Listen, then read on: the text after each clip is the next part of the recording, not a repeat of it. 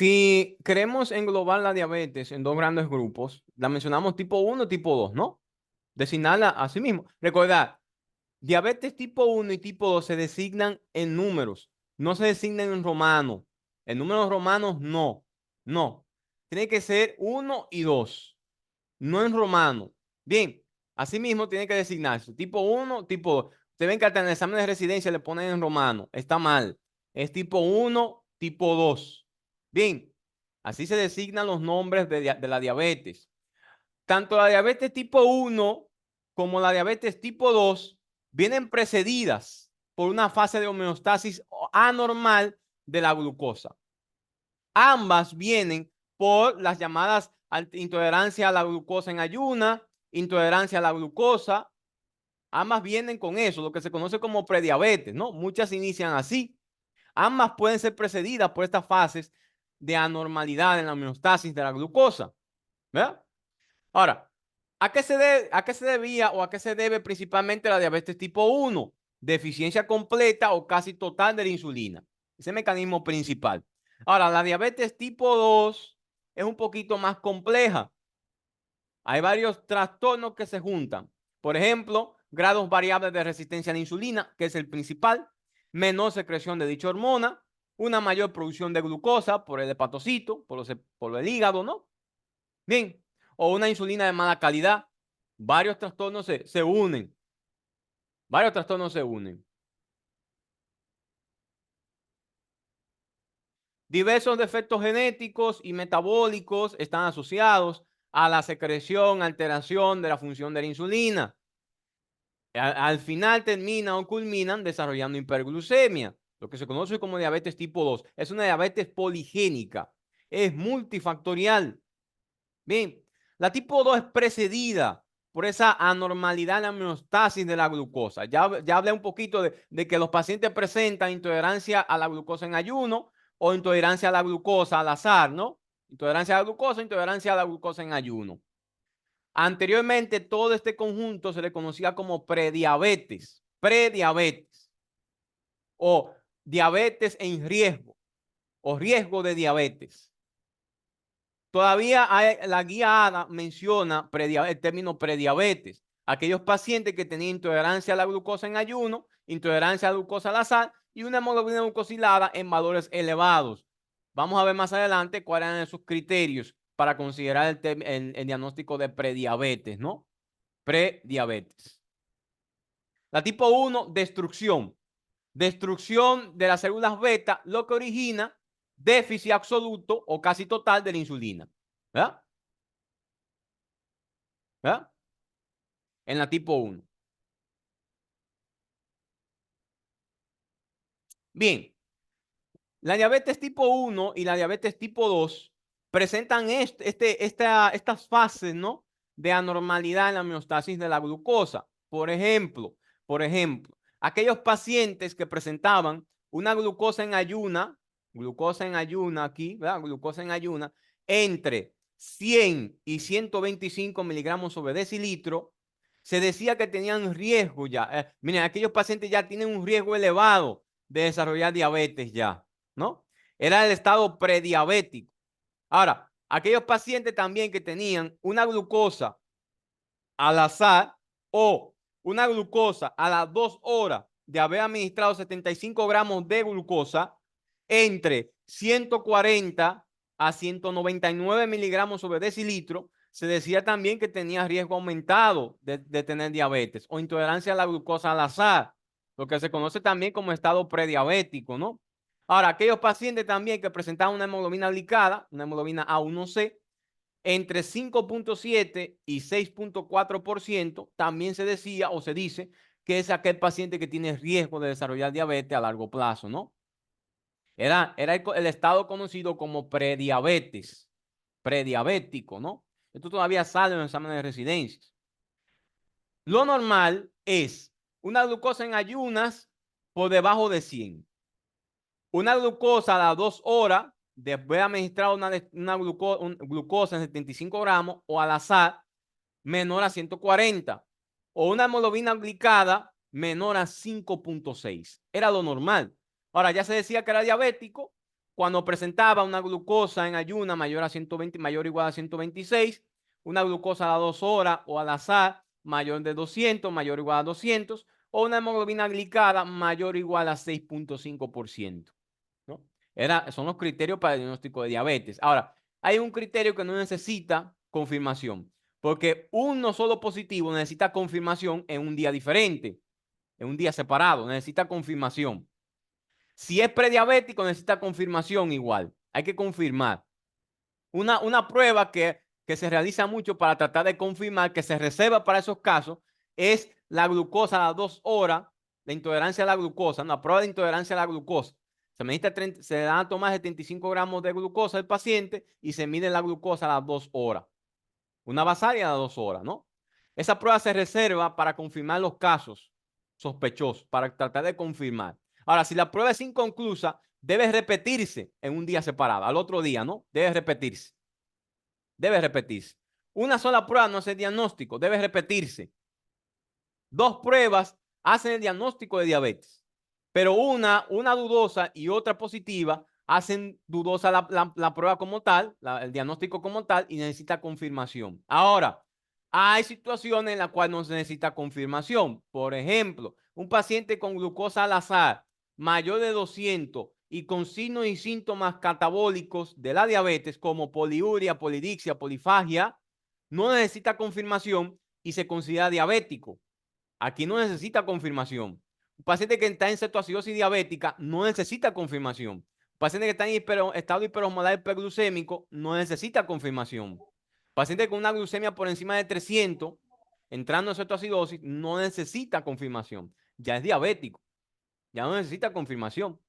Son algunas condiciones en las cuales no se necesita, ¿no?, confirmar, sino que se trata como un diabético ya. Bien. Ha dejado de emplearse la edad también como criterio para el diagnóstico de diabetes. Se sabe que la diabetes tipo 1, la mayoría de los pacientes debutan, ¿no?, antes de los 30 años de edad.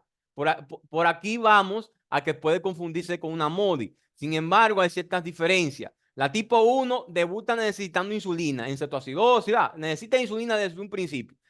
Otro dato es que tienen autoinmunidad. Por general tienen otros fenómenos inmunológicos. Tienen enfermedades tiroideas, tienen vitíligo, tienen alopecia autoinmune. Tienen por general otro trastorno autoinmune ligado, aunque puede venir sola, pero por general tienen otro trastorno autoinmune ligado, por lo general.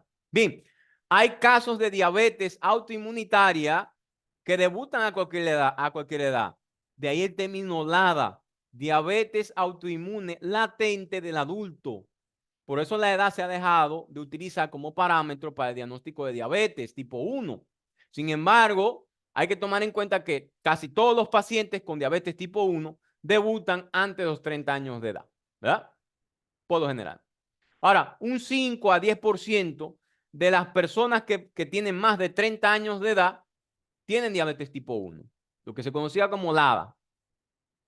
Es más común observar así la diabetes tipo 2 después de los 30 años, pero se sabe que niños obesos, adultos jóvenes, también pueden desarrollar diabetes, ¿no? Principalmente obesos. A edades más tempranas pueden desarrollar diabetes. Por eso la edad se ha dejado de utilizar como un parámetro para definir diabetes tipo 1 y diabetes tipo 2. Aunque sí es cierto que estadísticamente la diabetes tipo 1 se presenta en la mayoría de los casos antes de los 30 años de edad y la diabetes tipo 2 se presenta en la mayoría de los casos después de los 30 años de edad. Eso es cierto, obviamente. Bien, MODI, diabetes del adulto de inicio en la juventud, ¿verdad? Es una diabetes de tipo hereditaria. Es como una diabetes tipo 2. Le llama, entre comillas, tipo 2 porque los pacientes no necesitan insulina en un inicio. Se asocia a obesidad, pero debutan en edades más jóvenes, ¿verdad? A diferencia de los demás tipos de diabetes, que son poligénicas, de múltiples genes, esta es monogénica, un solo gen.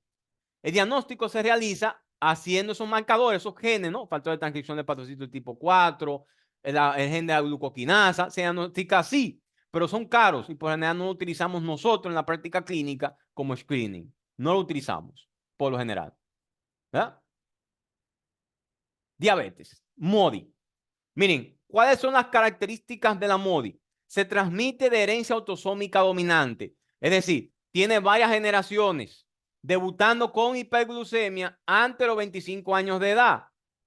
Y es un trastorno de la secreción de insulina, no de la cantidad. Es decir, la célula beta no libera de forma adecuada insulina, pero sí hay disponible. Ahora bien, estos pacientes, si no se tratan, muchos de ellos culminan desarrollando diabetes insulino dependiente por las mutaciones, por ciertos factores ambientales, ciertos factores, vamos a decir, factoriales, pueden desarrollar diabetes ya que necesita insulina. Otros debutan necesitando insulina porque hay diferentes mutaciones, diferentes tipos de MODY. Lo cierto es que la más frecuente es la tipo 2, donde por lo general el paciente no necesita insulina de un inicio. Se trata con sulfanilureas, que son secretagogos. Estimula la insulina por otra vía, ¿no? No por la vía que está alterada. Ese es el mecanismo, el juego, ¿no? El jueguito. Estimula la insulina por otra vía, no por la vía que está alterada. Por esto estos pacientes responden a la sulfonilurea. Los diabéticos tipo 2 no van a responder porque no hay insulina, ¿verdad? Los secretagogos lo que hacen es estimular la secreción de insulina. Bien, hay otros tipos de diabetes, las que se desarrollan por trastornos del páncreas exócrinos, por cirugías, tumores, es la llamada diabetes tipo 3. La fibrosis quística está muy relacionada a la diabetes por alteraciones pancreáticas y cualquier enfermedad que desarrolle un aumento de hormonas contrarreguladoras, obviamente desarrollarán diabetes, como acromegalia y síndrome de Cushing, ¿verdad?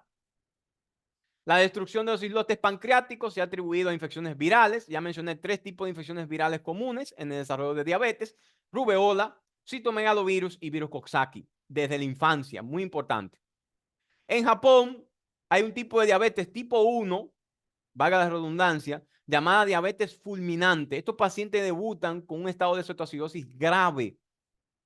Bien, y es secundaria a la infección de los islotes por un virus que es desconocido. Recordad, para considerar diabetes tipo MODY, hay varios familiares afectados por la enfermedad. La edad antes de los 25 años no son propensos a la cetosis. Estos pacientes no debutan con cetoacidosis. No es necesario el tratamiento con la insulina de un inicio, porque algunos de los pacientes terminan necesitándola. No hay marcadores de autoinmunidad, lo que la diferencia de la tipo 1, ¿verdad? Y obviamente se confirman con la realización de estudios genéticos monogénicos, ¿no? Un gen para confirmar la enfermedad. Estas son las MODYs. Diabetes tipo MODY. Diabetes mellitus gestacional. Deme un minuto.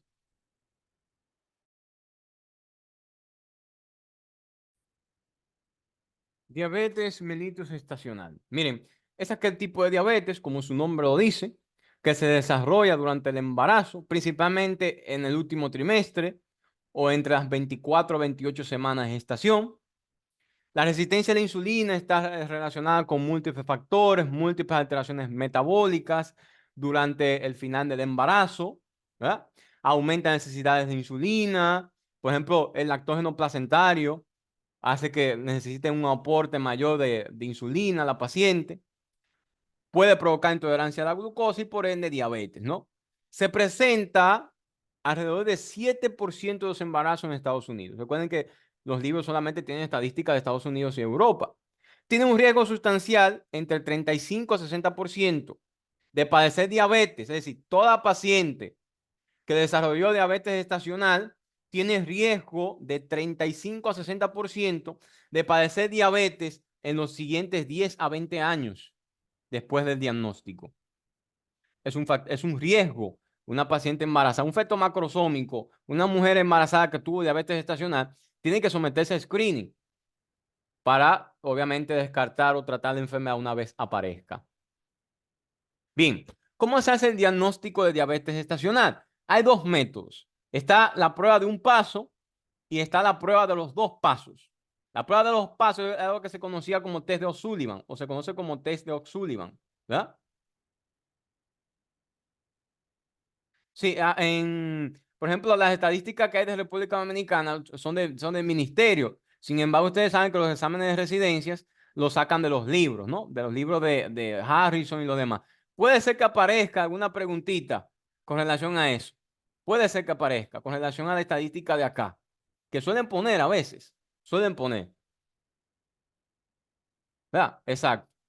Bien, número uno, la prueba del primer paso. ¿Cómo se hacía? Recuerden, ¿cuándo es que la paciente que está embarazada se tiene que someter a tamizaje para diabetes? Entre las 24 y 28 semanas de gestación. Esa es la fecha. Entre las 24 a 28 semanas de gestación. Tenemos dos métodos, dos formas. La prueba de un paso. Se realiza una carga de glucosa de 75 gramos, ¿verdad? Y se evalúa la glucemia en ayuno, basal, ¿no? La basal. A la hora y a las 2 horas. Si uno de esos está positivo, se hace diagnóstico de diabetes gestacional. Uno de esos. Es decir, a la paciente se le toma una glucemia antes de la prueba. Luego, cuando se le administra la 75 gramos de glucosa, a la hora y a las 2 horas.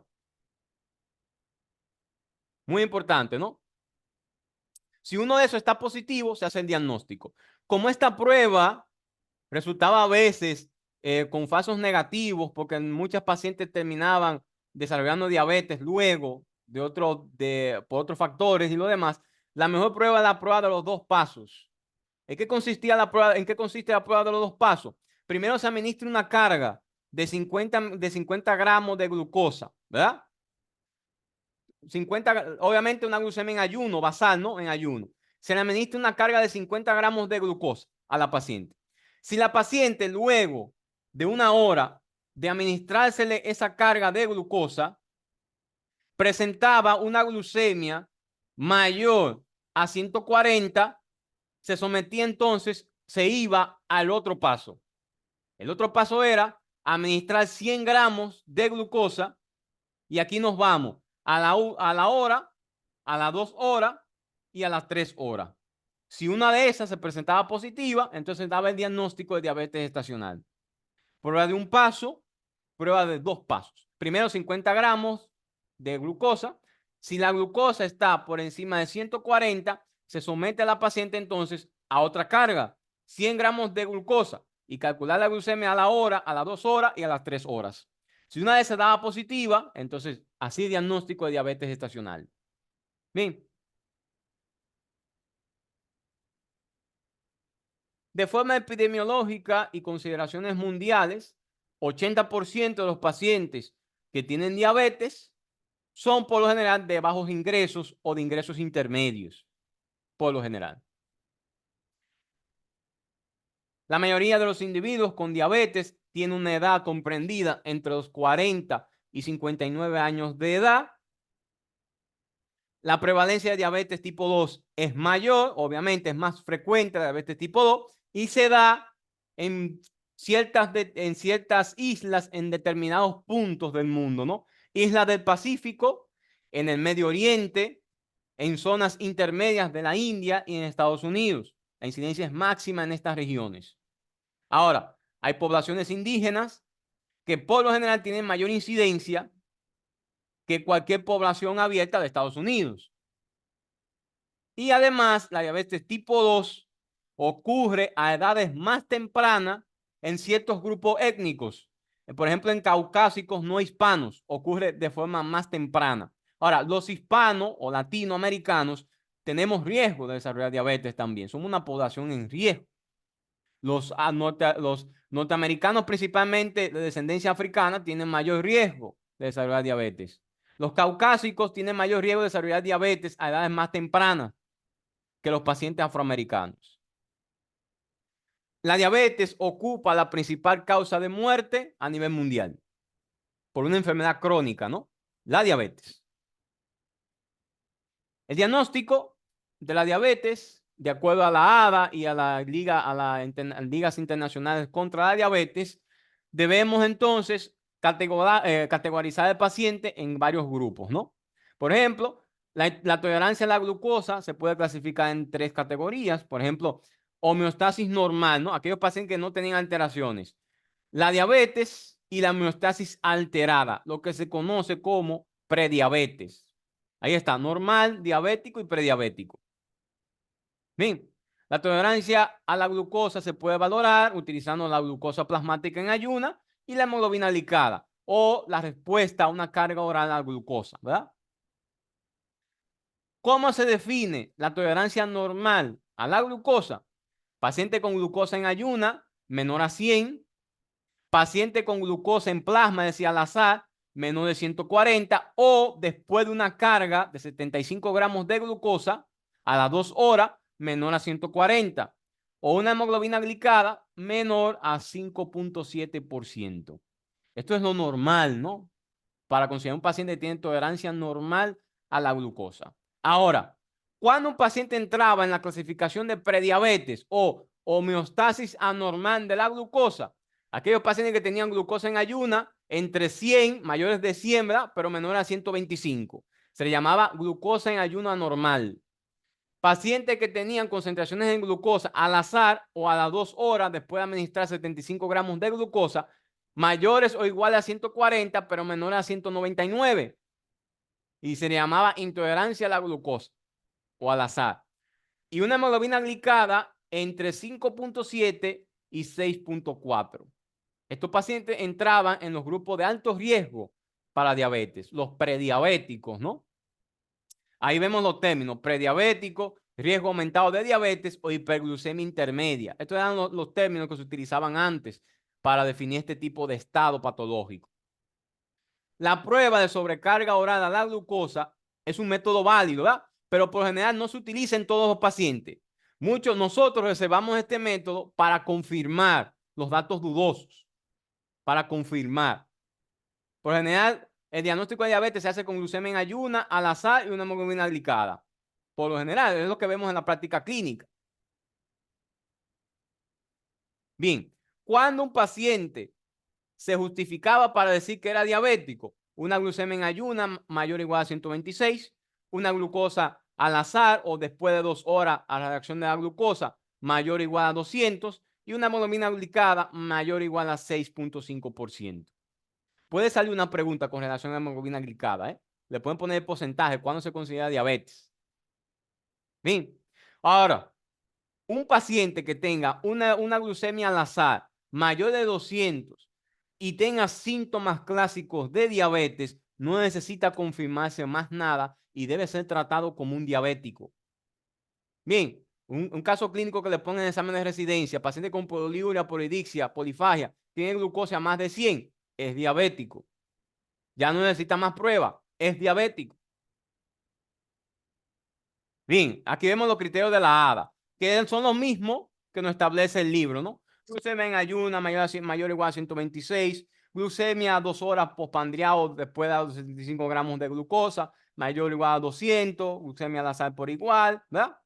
Igualito, una hemoglobina glicada mayor o igual a 6.5. Igualito, igual, muy igual. Igual el libro de Harrison nos pone los mismos criterios, no ha cambiado nada, igual, todo igual. Bien, esto es la prediabetes. Ya sabemos ese estado, ¿no? En que el paciente tenía riesgo ya aumentado de desarrollar diabetes. El paciente que va para allá, ¿verdad? Si no se cuida, va para allá. Bien, la detección de la diabetes para detectar un paciente, ¿verdad? El screening, el método de screening, inicia con una glucosa en ayuna y una hemoglobina glicada. Debe iniciar con eso, principalmente. ¿Por qué? Un gran número de los pacientes, de estos pacientes, ¿verdad?, que tienen riesgo, satisfacen los criterios para diabetes, pero son asintomáticos y no se percatan de los síntomas que tienen. Son asintomáticos. Por eso la glucosa en ayuna y por eso la hemoglobina glicada. No necesita esperar más pruebas. Puede existir diabetes tipo 2 hasta 10 años antes de establecerte el diagnóstico, por eso los métodos de screening más rápido, ¿no? Algunos individuos con diabetes tipo 2 tienen una o más complicaciones al momento del diagnóstico, por eso voy a hacer ese énfasis en esos métodos de screening más rápido. El tratamiento de diabetes tipo 2 puede alterar favorablemente, obviamente, la evolución de la enfermedad, ¿verdad? Podemos mejorar la evolución de la enfermedad. Y el diagnóstico de prediabetes hace aumentar los esfuerzos para tratar de prevenir la diabetes. Por estos dos métodos de forma sistemática son los que se utilizan para screening. La hemoglobina, los 75 gramos de glucosa, eso no se utiliza como screening. Hemoglobina glucosilglicada y glucosa en ayuna. Son los principales. Ahora, necesito confirmar. Bueno, 75 gramos de glucosa para confirmar. La ADA recomienda todo paciente que tenga más de 45 años iniciar el screening para diabetes, por lo general cada 3 años. Nosotros, los dominicanos, somos una población en riesgo. Somos latinoamericanos, hispanos, ¿no? Una población en riesgo. Por ende, independientemente de la edad, necesitamos screening para el diagnóstico de diabetes. La ADA establece dos grupos de pacientes. Mayor de 45 años para pacientes que no tienen riesgo. No cumplen con ninguno de los riesgos. Menores o sin importar la edad, menores de 45 años sin importar la edad, para pacientes que tienen riesgo. Para aquellos que no tienen riesgo, cada 3 años, hacer screening, ¿no? Para diabetes. O aquellos pacientes que tengan sobrepeso, un paciente mayor de 45 años, pero no tenga otro factor de riesgo más que la obesidad, un índice de masa corporal mayor de 25, tiene sobrepeso, necesita screening para diabetes también. Necesita screening. En asiáticos, la diabetes se presenta a índices de masa corporales menores. Y en los asiáticos se recomienda con un índice de masa corporal mayor a 23. Por ejemplo, en poblaciones de bajo riesgo, mayor a 25. Y en poblaciones asiáticas, mayor a 23 de índice de masa corporal. Miren acá. Es lo que recomienda la ADA. Todo paciente mayor de 45 años hacer screening, ¿verdad? Para diabetes. Ahora, un paciente que tenga un índice de masa corporal mayor a 25 o en asiáticos mayor a 23 y tenga cualquiera de estos factores o un paciente que no tenga sobrepeso pero tenga los siguientes factores, necesita ya screening sin importar la edad. Baja actividad física, hipertensión, enfermedades vasculares, familiares de primer grado con diabetes, población de alto riesgo como afroamericanos, nativoamericanos, latinos, asiáticos, americanos, isla del Pacífico. Nosotros somos latinos, ¿no? Bajo nivel de HDL, alto nivel de triglicéridos, historia de diabetes gestacional, ya la mencionamos, síndrome de ovario poliquístico, otros trastornos, otros datos de resistencia a la insulina como acantosis nigricans o obesidad severa, una hemoglobina glicada mayor a 5.7, ¿verdad? Lo mismo, prediabéticos, necesitan screening sin importar la edad. Bien, la ADA recomienda cada 3 años el screening para diabetes. Nosotros lo hacemos cada vez que va el paciente a la consulta.